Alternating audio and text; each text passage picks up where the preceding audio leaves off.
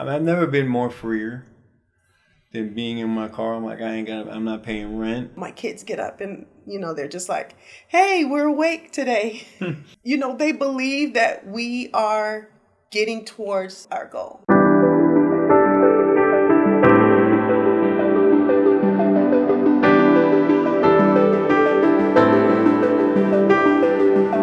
Hey everybody, welcome back to the FYI podcast with your host Paul Tully. This is where we are finding your inspiration. I am really excited today. We're in Atlanta. We're on location.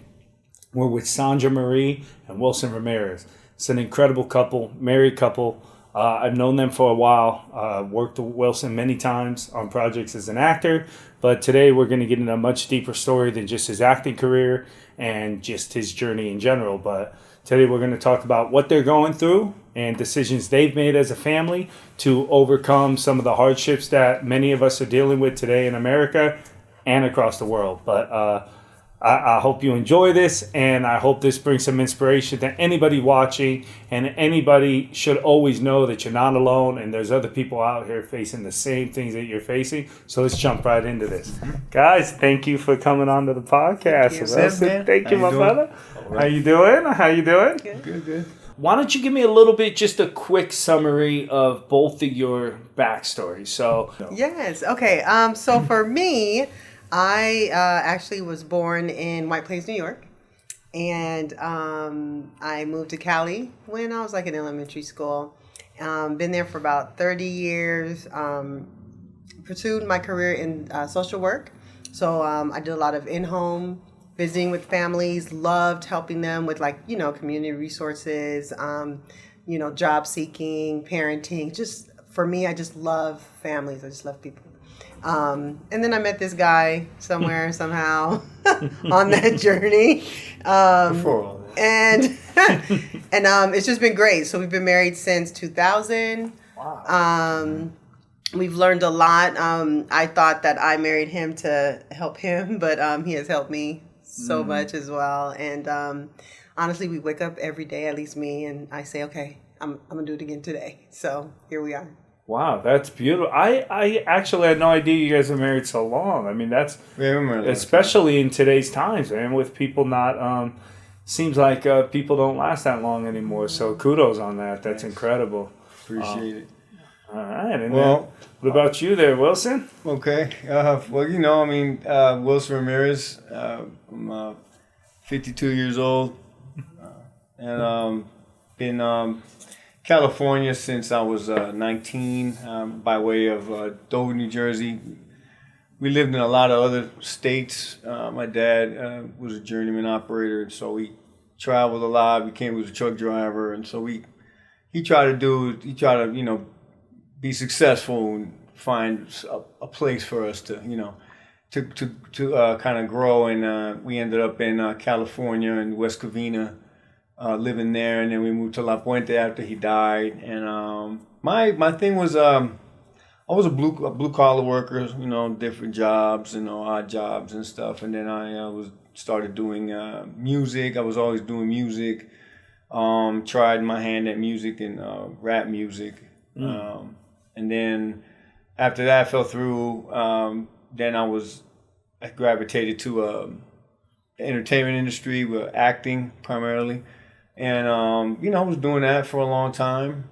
Met my wife in 96 at a club Shout in Baldwin Park. It's now defunct, but that was, we was there. I was opening up for Mary Jane Girls, and she was dancing for Evelyn Champagne King. And so we met, and then we got married in 2000. We have, beautiful children and stuff. We have a lot of kids. And,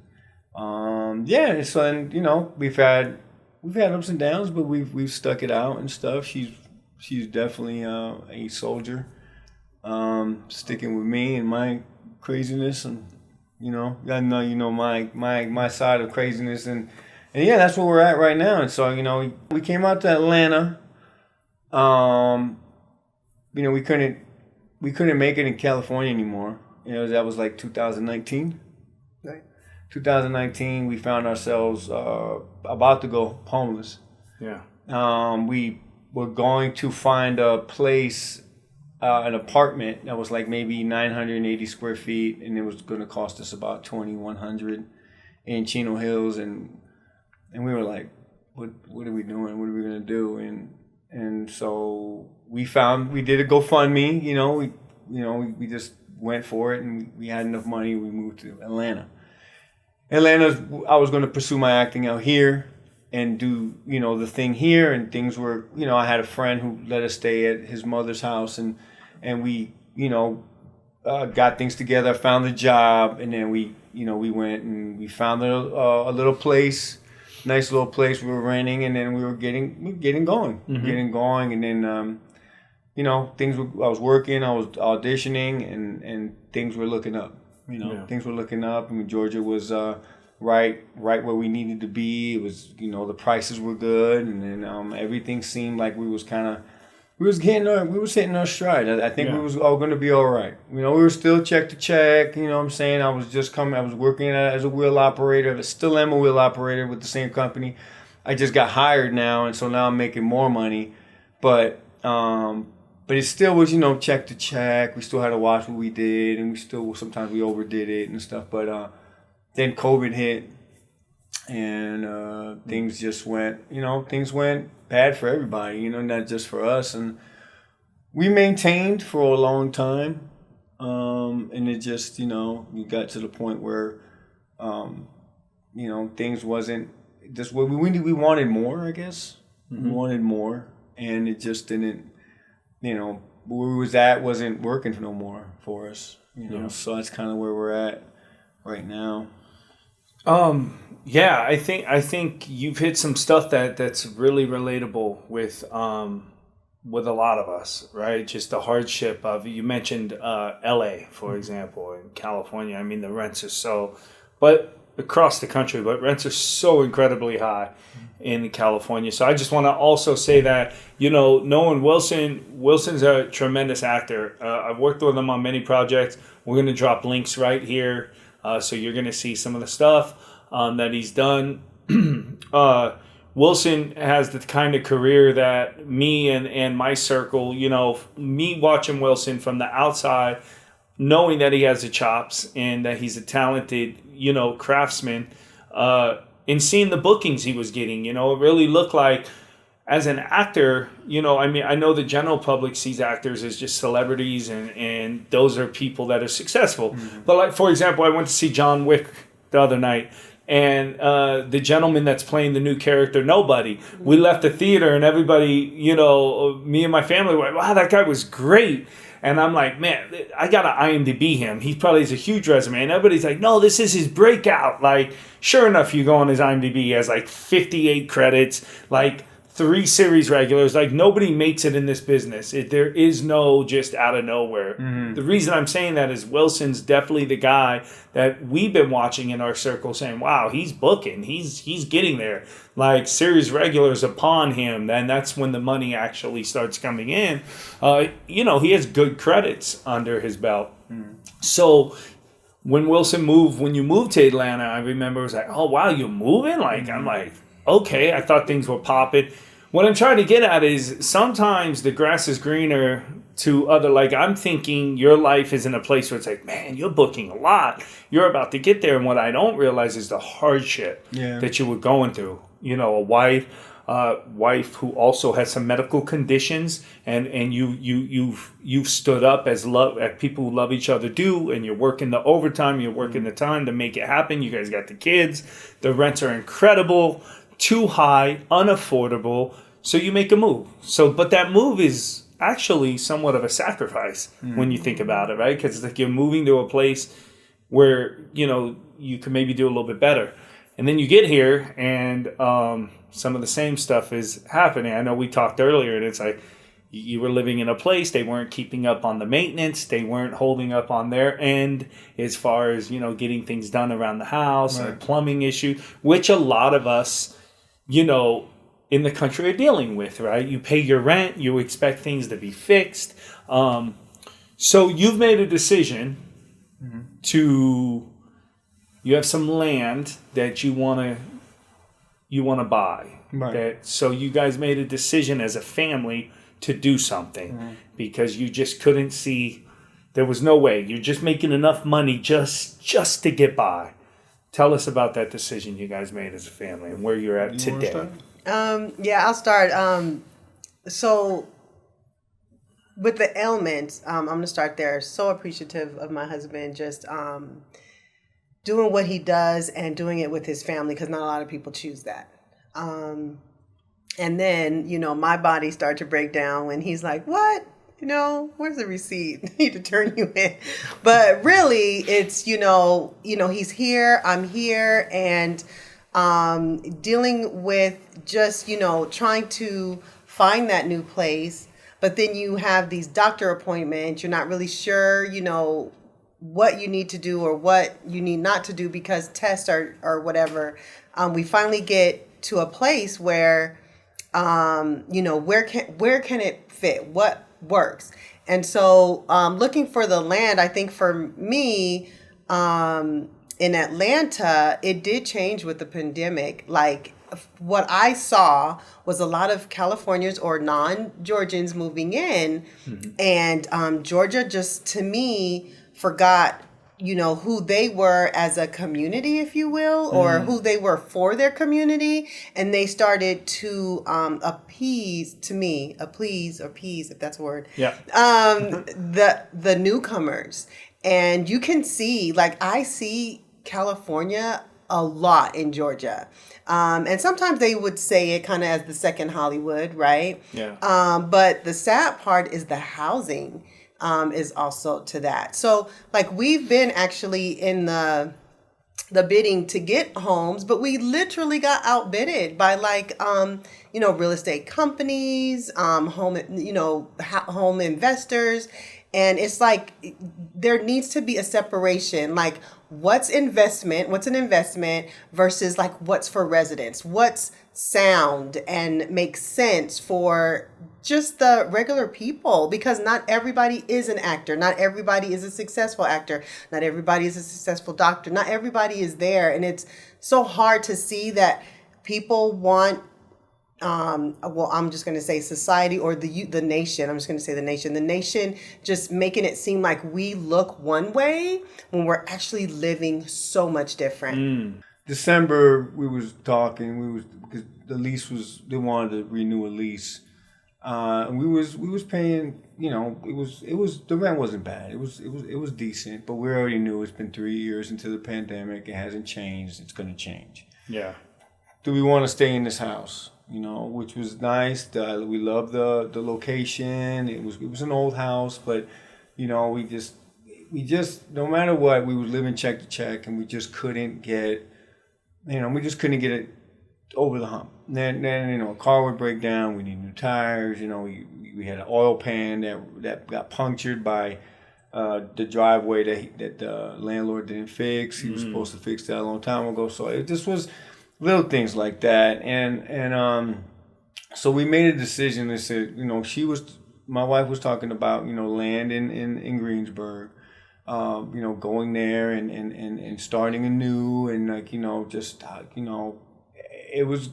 was questioning everything, because it was like, okay, my career is already kind of not there, right? Because the pandemic and vaccination, non-vaccination, you get the job, you don't get the job.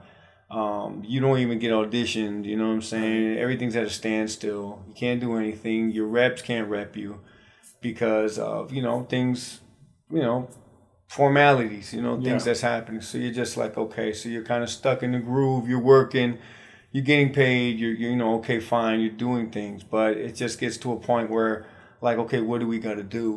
Are we going to stay like this and just give our money away? And if we go to another place, it's just going to be rent. It's going to be higher, and we're just going to be giving our money away, $35,000 a year, and it's nothing to show for it. No equity, nothing. We don't know nothing about houses. I never had a house. My mom had a house. My dad had, that came and went. Yeah. Now it's like, okay, well, we're going to try it, but if we try it, we're going to have to make a decision. We're probably just going to have to stay in the car and live like that, and And I remember I told the landlord we were going to move out, we were going to do something, we were thinking about, experimenting and staying in the car. And he was like, why would you stay? And I go, I mean, how else are we going to save money? This was totally our decision. It wasn't like, we're living bad. I mean, we're saving money. Me and my son work. We're trying to attend to my wife's legs. She's dealing with ailments and stuff like that. My other children are troopers. You know what I'm saying? They're understandable with what's going on. Every now and then they're like, "Hey, Dad, after a month, we're going to be good, right? We're going to be here." And I'm just like, yeah, we're going to be. It's tough. It's tough. It's like cause I don't want to. I want to tell them like, yo, man, I want to. I tell them like, dog, it's not as easy. I know I said a couple of months, but it's gotten a little further than that. Okay. And then, a lot of things have to be in place in order to have a house. And things don't happen, for some reason. Or we think it's at a point where it's good and it's not. And it's just like, So I think it's, I really want to have you guys on this podcast because I'm wondering how many people right now are dealing with this exact issue, and they are. So it's mind-boggling to me how the idea of this could be. It's almost like when you just said that. We live in a car. Even in this room, it felt like it was kind of like it just gets serious, right? Because there's such a stigma, right, to like a car. Right. Like you live in a car with your right. But then when I hear it the way you said is like we circled up as a family and we made a decision. Now, fast forward, you guys buy a home. Things are looking up. Things are going good, right? That's going to be one of those decisions that are like, wow, that was an amazing decision you guys made as a team. But right now, it probably feels dark and I'm assuming it messes with you a little. Am I providing right for my family? Right. Am I not? Am I making the right decision? Am I being a bad parent, husband, wife? Right. But you guys still made a decision as a family, as a team, and as a unit to do this. How is it working so far? I want to get into kind of what the daily routine as much as you guys could share with us. But are you saving money? Are you on track of what your plan was? Is it moving forward the way you were planning it? I love this because just having a plan is so important and to remember your goal. And for me, with my profession, I love just helping people know the circle of life and every aspect. So like your emotional self, how's that doing? Your financial self, your social self. So I love that you asked that question. And as far as a plan, that is our number one thing, to put money away, put it out of the account that we use to pay for everyday things, to keep us focused. Sometimes it's still hard because the car needs servicing. The car breaks down. I have to go to the doctor. But for the most part, yes, that money is growing. And it's good to have like a 401k. So my husband does have a 401k. Anyone else, whatever like saving plan you can have or any kind of investment you have, like make sure that money is for what you're saving it for. Like that is so important just to stay on track and the purpose of that. In addition to that, it's important for us to be well mentally and emotionally.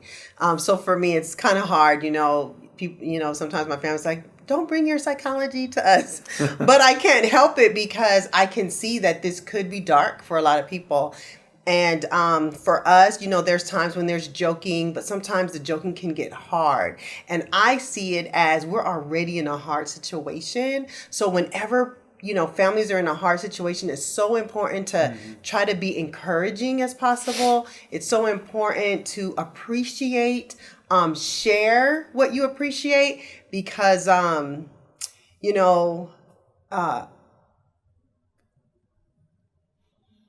I cannot believe I did that. I'm so sorry, but it can get really hard. And I love how even my kids share their real feelings, their raw feelings. My husband has to try to, deal with it. I have to try to deal with it. But even this morning, my kids get up and, they're just like, hey, we're awake today. We're together today. And, they believe that we are getting towards, like you just asked a second ago, our goal. And we will get it. We're not sure how it's going to look, but yeah, that's where we're at right now. It's incredibly brave and courageous, just for you to share that with us. Thank you. And it's a lot of emotions. I'm a lack of word. Lots of emotions. I think what keeps us going, and we have a routine. I know a lot of people that do it. There's a lot of other. I was hearing about people living in the back of their station wagons and vans. In back in 2018 in L.A. Oh yeah. It's not in Skid Row. I don't know. I think I heard a story where people were parking close to Skid Row with normal home people that just couldn't make it because, back then the cost of living is just too much. Yeah. And you make people look bad, and everybody feels like this is terrible. I've never been more freer than being in my car. I'm like, I'm not paying rent. I'm tired. I was tired of the everyday thing. The only thing is that I had to make sure my family was on board. I didn't want to just.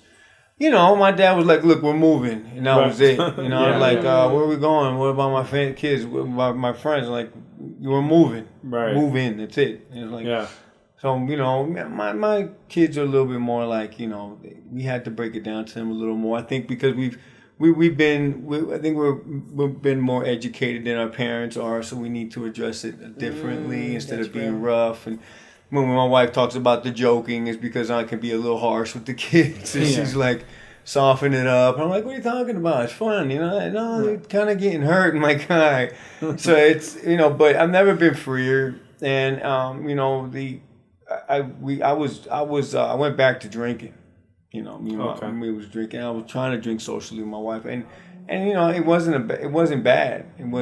It wasn't like I was hooked or nothing. But I since have gone back talking to my sponsor, and I've been clean since was it February? I didn't even remember the date. I'm so bad at that. Yeah. But it was the middle of February, and I've been talking to my sponsor and staying in the now, and and I reached out to you and stuff, and those little things, and then the solution for today, what can we do? Because we've had a lot of heartbreaks, like when they tell us, hey, we can't help you. Your credit's just not good, or your debt to income ratio is not good. Not even your credit, or we give you a loan, but the loan's not enough. And then my wife always tells me it's never all or nothing, Tony. Relax, it's not all or nothing. But to me, it's like if I'm asking for X and then you only give me Y, I'm like, well, what can I do with Y? I can't do nothing with Y. Yeah. So we can do something with Y. Y is enough, but we just have to start maybe downsize on the house or downsize on other things.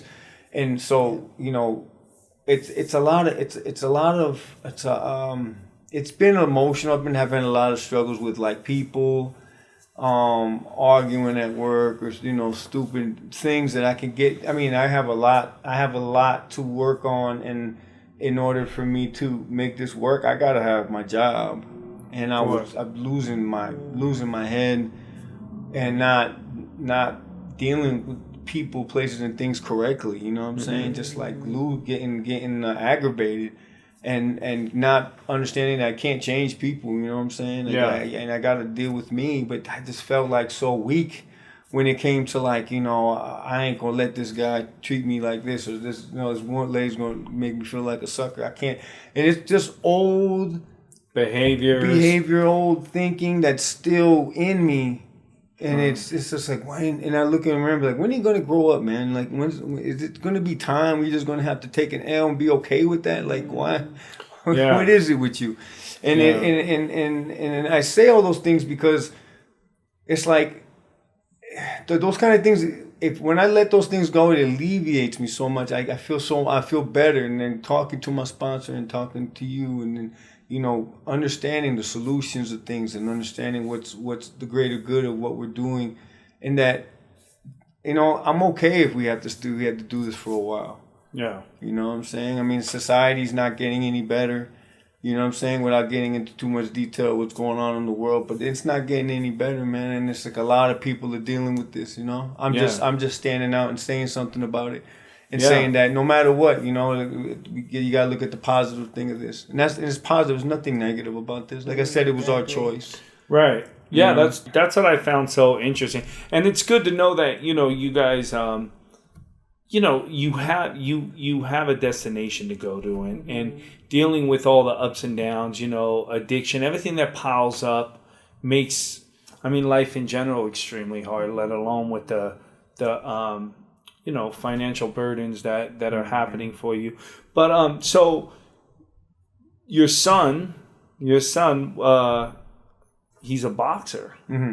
I watched that journey for a while. That's kind of temporarily on hold. This is just my own curiosity. Is that something he's going back to? Because the kid, he's not a kid. He's a man. He's of age. But I mean, I seen him doing some good work on social media. Is something he's going to go back to? He wants to come back to it. Me and my wife, we want to make sure that it's safe. Yeah. Because, you know, like I said, it's a dangerous sport, and you almost have to have a little bit of screw loose to go, you know, to be a fighter or something, you know. He's a good kid. He's a good guy, you know. Now, as much as you want to talk, because I think this is another avenue that I was always fascinated, if you're okay about your son. Your son is also... Oh, yeah, he has autism. He has autism. High-functioning autism. This young man is incredible. I've known him for, I guess since he's like 14, something like that. Pretty young. So it's just another layer I want to talk about because... I mean, we're not going to dig into all that, but you know, lot of people on the spectrum, and what I'm learning is there's such a stigma behind that. So I was always inspired by watching your son get in the ring and being nice with his hands and quick and taking the discipline. Boxing, to me, is probably one of the most disciplined sports that exist. I mean, physically, mentally, it's a real thing. It's not just getting in a ring and throwing hands. I mean, it's full. You know, I think boxers are pretty much in some of the best shape of any sport. And so watching you and your son, and I would see you were very involved in his training and at his fights. So I don't know, it would always just warm my heart when I would see that. Hey everybody, thanks for watching. Tune in on the next episode. We're sitting down with Wilson Ramirez. This is part 2. Remember part 1? Wilson and his family were living in their van in Atlanta. Well, you're not going to believe how far they've come in 6 months. You should never stress about the problems you be facing. Everybody in the mud on the struggle trying to make it. Look into the mirror and you see the motivation. Then you step into the world and you find your inspiration. I'm finding inspiration, and once I get a hold of it, I'll never get complacent. Look into the mirror and you see the motivation. Then you step into the world and you find your inspiration.